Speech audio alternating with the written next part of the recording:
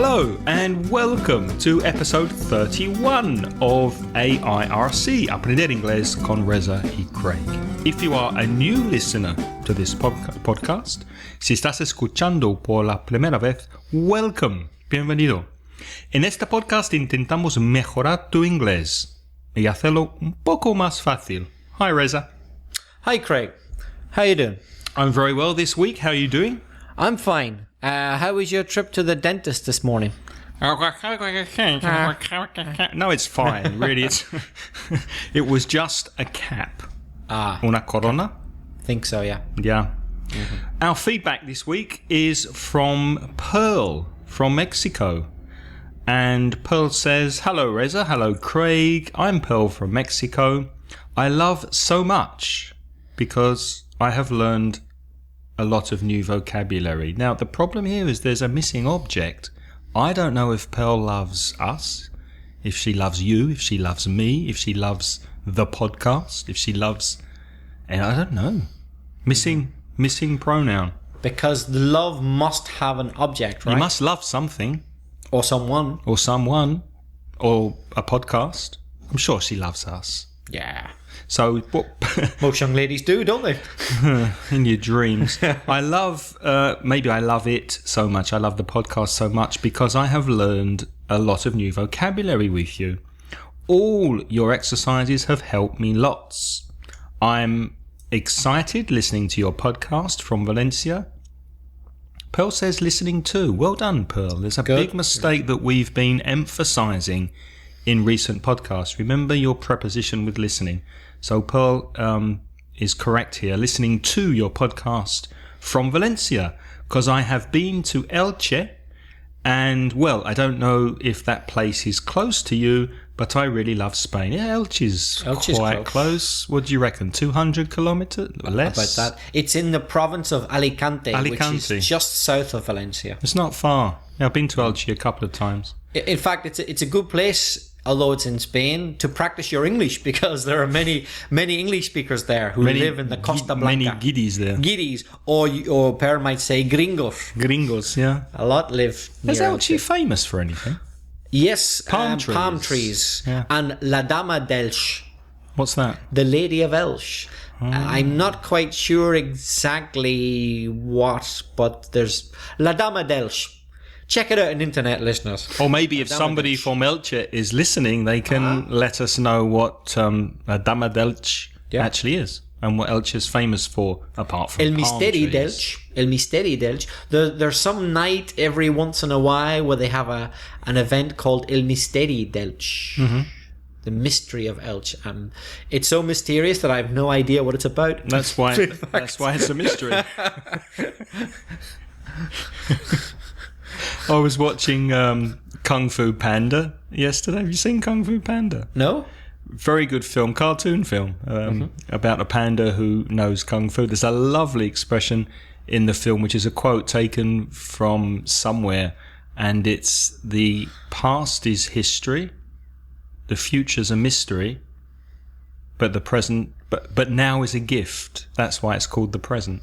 Mm-hmm. Isn't that nice? That's nice. I'm glad you've been learning profound things from Kung Fu Panda. Oh, I love Kung Fu Panda. There's only one thing better than Kung Fu Panda. Mickey Mouse. Anyway, back to Elche. Back to Mexico. Pearl from Mexico finishes and says that Spain is a wonderful country with really friendly people. That's true. I send you a big hug, un embrazo, a big hug from this side of the world. Thank you, Pearl. We send you 2 big hugs back to Mexico. And we're sure that people in Mexico are lovely as well. I've never been. I don't think you have, Craig. No, I haven't. No? I'd like to go. Let's go to Mexico. If we go, we can visit Pearl. Yeah, I'd like that. Cecilia Serrano from Madrid and on Facebook says, "What's the difference between fun and funny?" Ooh, fun and funny. That's a classic. Classic. Over to you, Reza. Well, fun is simply used to describe things that you enjoy. If you enjoy it, it's entertaining, it's fun. Divertido. It gives pleasure. Divertido. Yeah. For example, I had a lot of fun at the party, or let's go to the beach, it'll be fun. But funny, what about the word funny then, Craig? Well, that's divertido as well, isn't it? No, I wouldn't say so. I would say funny is gracioso. For me, the word funny refers to humor. Humor. For example... We've spoken about this before. I think we have, yeah. A funny joke, it made me laugh. Ha ha ha. Reírse. A funny film. Funny. Some people think Woody Allen's films are very funny. Muy gracioso. Other people say he's not funny. It's a matter of taste.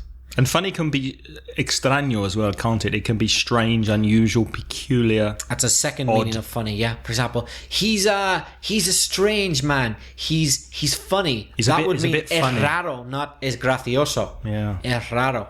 That guy next door is a bit funny.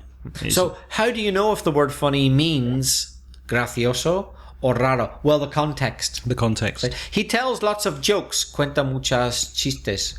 He's funny. Gracioso. But he's a strange man. He's funny. Raro. Yeah. Depends on the context.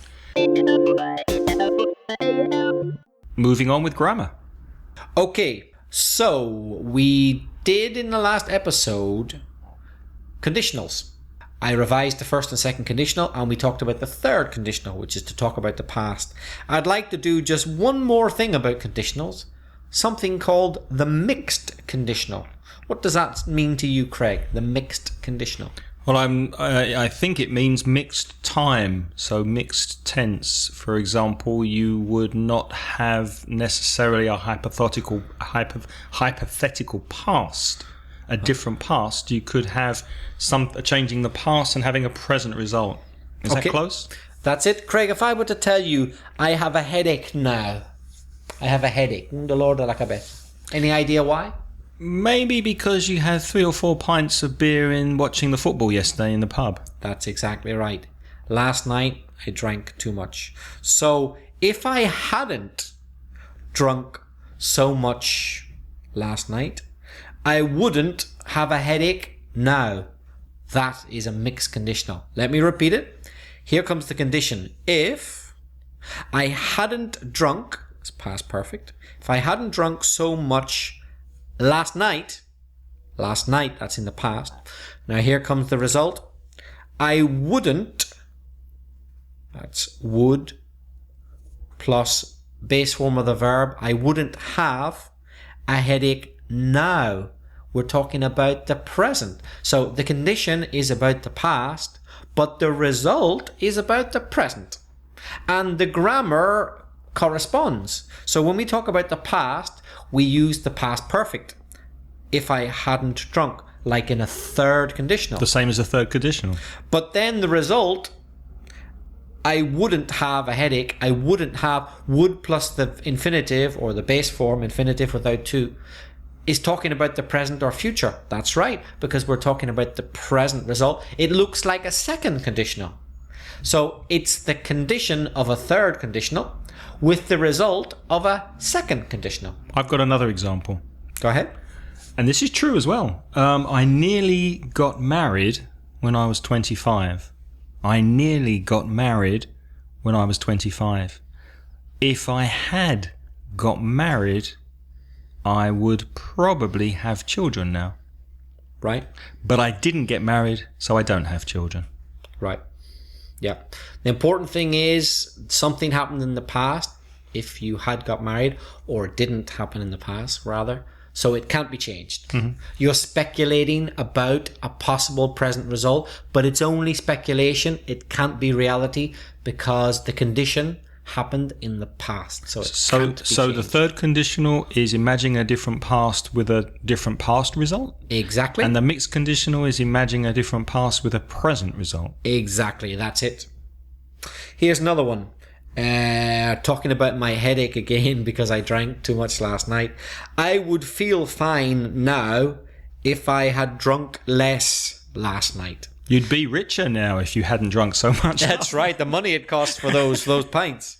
So this time, listeners, have you noticed that I've changed the order? I began with the result and the second part was the condition. So I would feel fine now. Would plus infinitive without to. I would feel fine now. That's the present result. If I had drunk less last night. Had drunk, past perfect, is the past consequence. So had drunk, past perfect, is for the past condition. So I began with the result and I ended with the condition. So the order can be first condition, then result, or first result, then condition. For any conditional sentence, first, second, third, or mixed. And you contract again the had and the would as you would with the third conditional. Yep, I could say, I'd feel fine now if I hadn't drunk. If I had not, if I hadn't drunk so much last night, or if I'd drunk less last night. Yeah, or fewer pints. Fewer pints. Craig, if you had acted differently in the past, would your life be different now? In what respect? Any respect. Well, yeah, I suppose so. If I hadn't come to Spain, I wouldn't be so happy. Mm-hmm. If I had become a bank manager, I would probably be a lot richer. That's for sure, yeah. And less well liked. Yeah, there isn't a lot of money in podcasting, is there? No, there isn't. Okay, so Craig, we've been talking about, just to recap before we go on, because I haven't quite finished, we've been talking about past condition with a present result. However, here's where it gets interesting. A mixed conditional can be this. Here's an example. Craig, I went to a boys' secondary school from when I was 11 years old to 16, right? Only boys? Yep, only boys. That's a shame. No girls in the school. Yeah, it was a shame. Good. Now, if I were a girl, imagine, I'm not, but if I were a girl... Victoria, for example. If I were a girl called Victoria, I wouldn't have gone to a boys' school, because girls can't go to a boys' school, right? Correct. If I were a girl, I wouldn't have gone to a boys' school. Listeners, that's a mixed conditional, but it's not the same as the ones we've been talking about. Think about it. Here comes the condition with if. If I were a girl, that looks like a second conditional. If I were, or I could say if I was. You can look that up in episode 11. I talk about using was or were. If I were or was a girl, I'm speculating about the present being different. The present. So a present condition. So it looks like a second conditional. So you can also say if I had been born a girl, yes, which but, is speaking about the past. Yes, but then it wouldn't be a mixed conditional. Okay. But we're talking about mixed. That would just be a third conditional. If I were a girl or if I were a woman now, I wouldn't have gone to a boys' school in the past. So here it's the condition is present and the result is past. I understand. Before we were talking about a past condition with a present result, but now in this one, if I were a girl, I wouldn't have gone to a boys' school in the past. This time I'm talking about a present condition with a past result. So let's try to think of another example with that idea. Very easy. I wouldn't have drunk so much yesterday if I were a sensible person. But the reality is, I'm not a sensible person. And is it so always, I did drink a lot yesterday. And is it always with the verb to be, like you said? No, if I were sensible, No. if I were No. It's very common with the verb to be, but if not I always. if I were rich. It's very common with the verb to be, but it doesn't have to be the verb to be. Let's see. I wouldn't have drunk so much yesterday if I behaved better, for example. But in reality now, I don't behave very well, do I? I see. So it doesn't have to be the verb to be, no. But the verb to be is very common in a mixed conditional. Can I throw the first half of a mixed conditional sentence at you and get you to finish it? Go ahead. Reza, yesterday evening, I took some ribs, costillas. Yeah. I took some ribs out of the freezer. So I took some ribs out of the freezer last night. How would you make that a conditional sentence? Well, I can't include your sentence in mine because there's no if. There's no. No, but you said you were going to give me half of a sentence. So how would you make that into a conditional sentence? Okay, sorry, right. Can you repeat your situation? I took some ribs out of the freezer last night. Okay. If you hadn't taken the ribs out of the freezer last night, they wouldn't be ready to eat now. And we wouldn't have had any lunch, which That's is right. third conditional. Yeah. So we got a mixed and we got a third all mixed up together, and we're going crazy. Yeah. Well, basically then, just to recap, a mixed conditional can be either a past condition with a present result, or it can be a present condition with a past result. In either case, what you're doing is mixing the grammar of a second and a third conditional. That's clear. And it can be either the second conditional or third conditional in the condition, or it can be either the second or the third conditional in the result. Either way, A, B, B, A, so to speak. Doesn't matter. Okay. And tell me, Reza, how could our listeners use expressions such as if only and wish? Well, these expressions are very closely related to the idea of a third or mixed conditional. For example, if I said to you, I wish I hadn't drunk so much yesterday. I was stupid. Or if only I hadn't drunk so much yesterday. I'm speculating about how things could have been different. So just like a third conditional or a mixed conditional, I wish and if only often are used to express regret. Regret about past events. Lamentarse de algo, to regret. I wish I had studied more at school. Yeah. If only I had gone to university. Yeah. But the thing is now, one important thing to note is that if only or I wish, they're used in a similar way to third or mixed conditionals, but they are not complete conditional sentences. Mm-hmm. I say to you, if only or I wish I hadn't drunk so much yesterday. Full stop. There's no condition and no result. It's just that. It's just expressing a wish. Isn't it a bit like ojalá plus subjuntivo? That's what it is. I wish I hadn't drunk so much yesterday. Ojalá no hubiera bebido tanto ayer. Mm-hmm. Ojalá. If only I had more money. Ojalá tuviera más dinero. Now, you're talking about the present. So the grammar with if only and I wish are similar to the grammar we use with conditional sentences. In other words, if you want to talk about a past situation, similar to a third conditional, you must use past perfect. If only I hadn't drunk so much last night. I hadn't drunk. It's past perfect. For if only or I wish, the meaning is the same. Ojalá. But if you want to talk about a present situation, then Craig, what verb tense do you use to talk about a present situation that you wish to be different? I wish you'd still use the past simple. Yes, even though you're speaking about the present. But why do you say the word still? Because before I didn't use the past simple. I used the past perfect. Okay. They're different. I'm sorry. They're not the same. I haven't been listening. If you're speaking about the present and you're using I wish and I only, you would use the past simple, which is kind of like the subjuntivo in Spanish. Yeah. So you'd say, I wish I had more money, not I wish I have. I wish I were sensible. Ojalá fuera sensato. By the way, sensible is not sensible. Typical Spanish mistake. It's sensato. Sensato. I wish I were sensible. Then maybe I wouldn't drink so much. Mm-hmm. I wish I were. Or I wish I was. I wish I were a rich man. All day long I live. So you use the past. If I were a wealthy man. Si hubiera? No. Si fuera. Si fuera, sorry. Si fuera un hombre rico. So it's very similar to Spanish. In Spanish, you use the imperfecto de subjuntivo. Toma. Toma.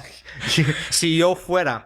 And in English, we also use a past tense, but we're just simple in English. Let's call it past simple to talk about the present. But if you wish for a different past, then you got to use the past perfect. Just like Spanish, you say, if only I hadn't drunk so much last night, ojalá no hubiera bebido tanto anoche.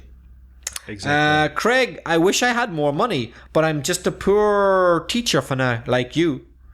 If only I'd listened to my dad's advice not to trust pretty women, but I didn't, and they fooled me.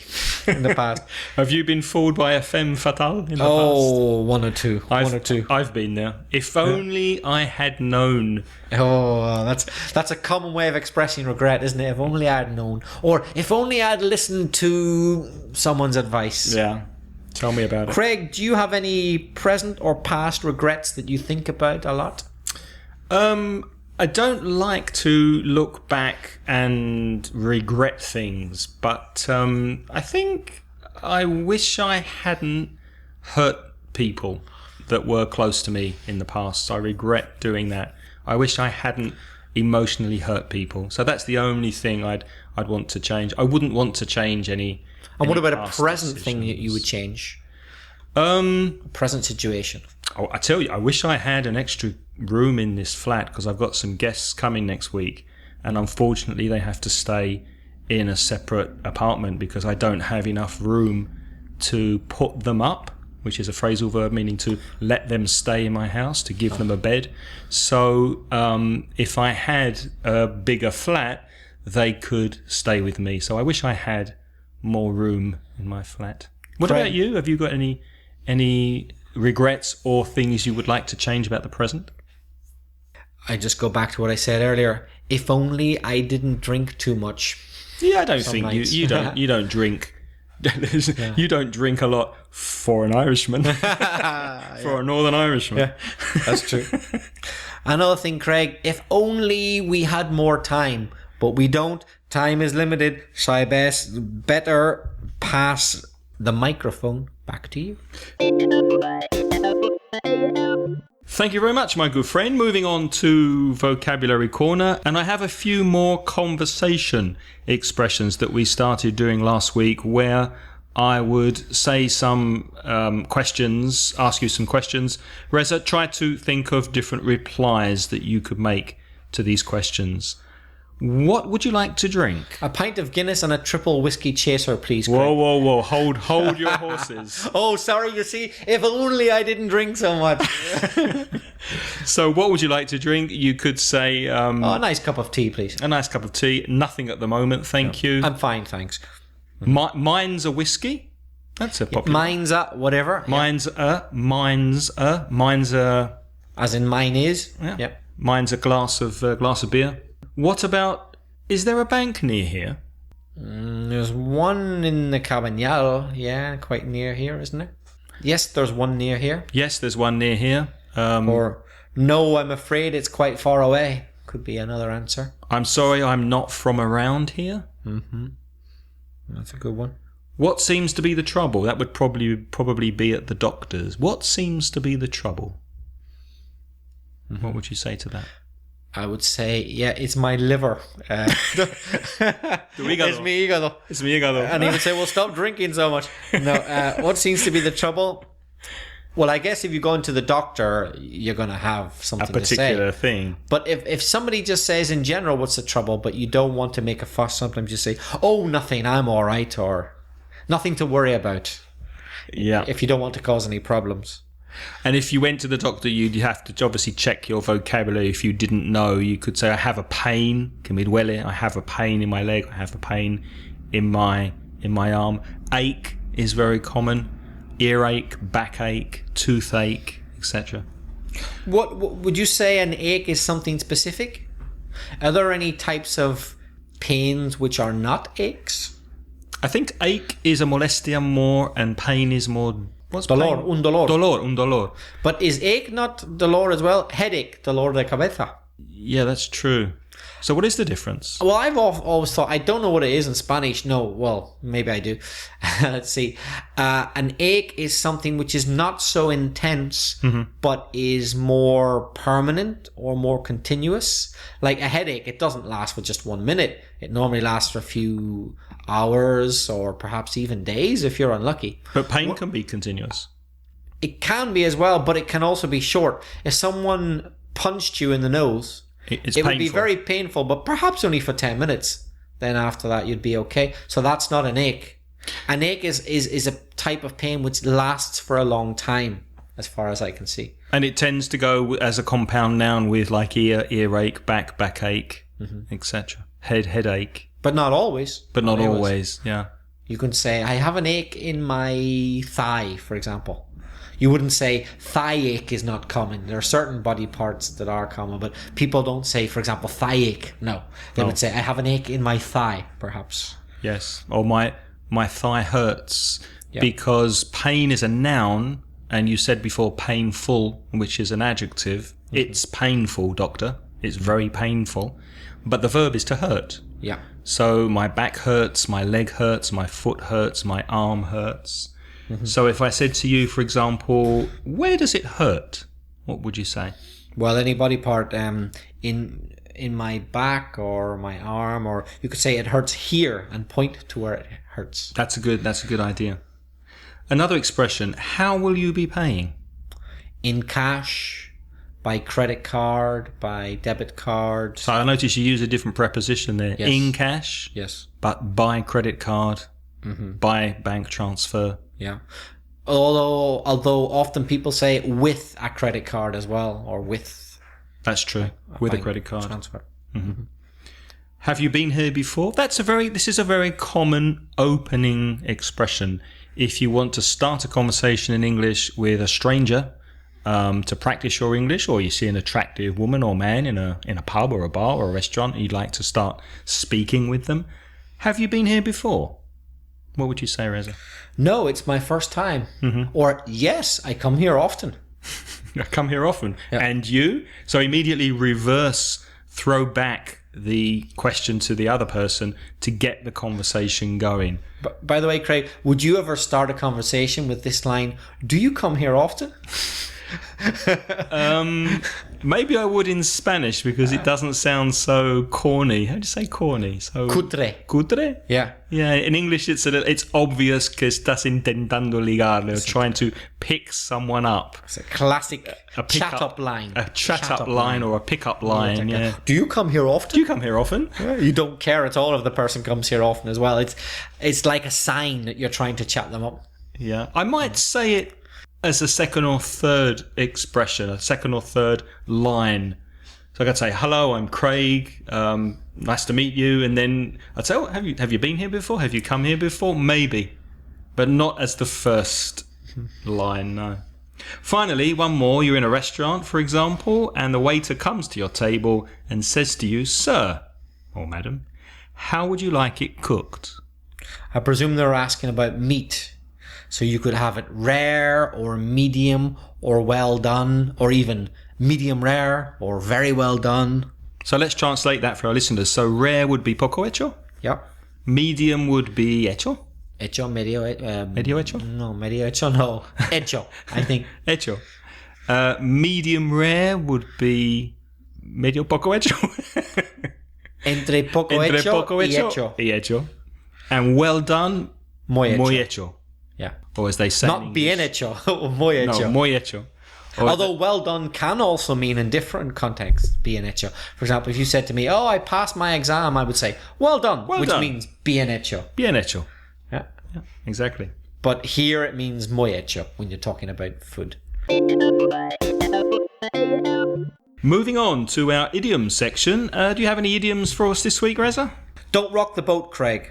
Don't rock the boat. Yeah, I believe you're going to talk about boats, so I would be... I have an idiom. That's a coincidence. I have an idiom with a boat in it. It's not really a coincidence. I read yours first. Oh, you've been spying on my I've been notes. spying, and then I made up my own. Don't rock the boat means don't cause any trouble, don't change the status quo, don't look for problems, don't rock the boat. You could also say don't make waves, no haces olas, Yes. which is very similar seafaring idiom of the sea. You've got a couple about boats, haven't you? Yeah, I've got a couple. The first one is all in the same boat, which means estamos todos en la misma situación, or en este caso el mismo barco, estamos todos en la misma situación. The economy is bad at the moment.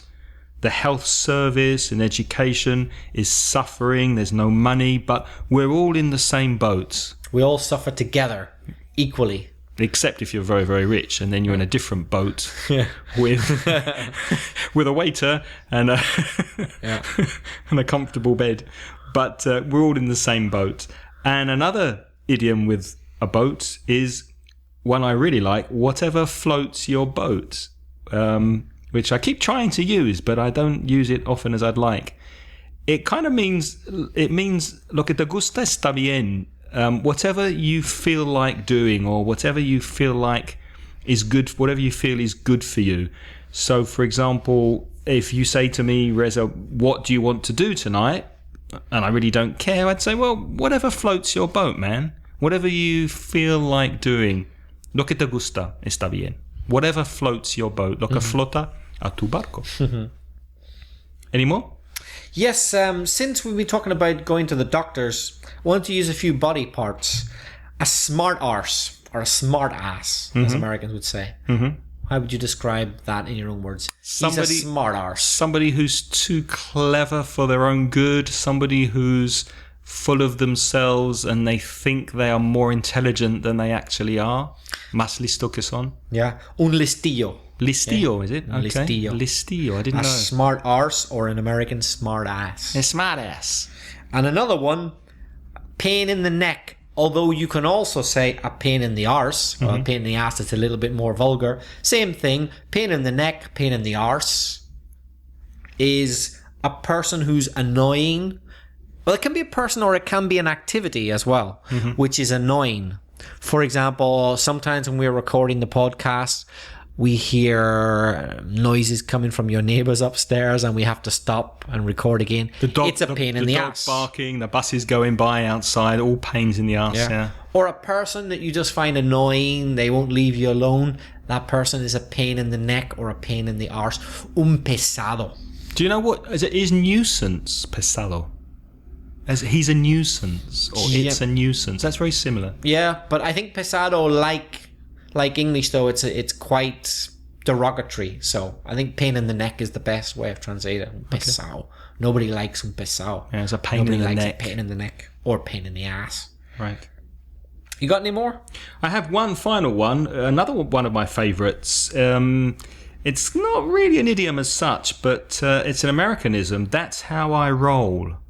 Roll is rodar, you think? Yeah, well, that is an idiom, yeah. Unless you're literally rolling down the street. That's right, okay. It is an idiom, that's how I roll. It means soy así. Es como soy. Soy como soy. Es lo que me gusta hacer. For example, I like to be polite. I like to give people the respect they deserve. That's how I roll. I like to get up late. I like to have a long breakfast. That's how I roll. It's your style. It's my way of doing things. Exactly. It's my style. That's how I roll. Yo ando así. Any more, Reza? That's me done, I'm afraid. Okay, so that's how we roll. So with our time running out, we have to say goodbye. Thank you very much for listening. Thank you for being with us, and thank you to Reza. We will see you next episode on Aprender Inglés con Reza y Craig. Thank you, Reza. Thanks, Craig. Bye-bye. Bye-bye.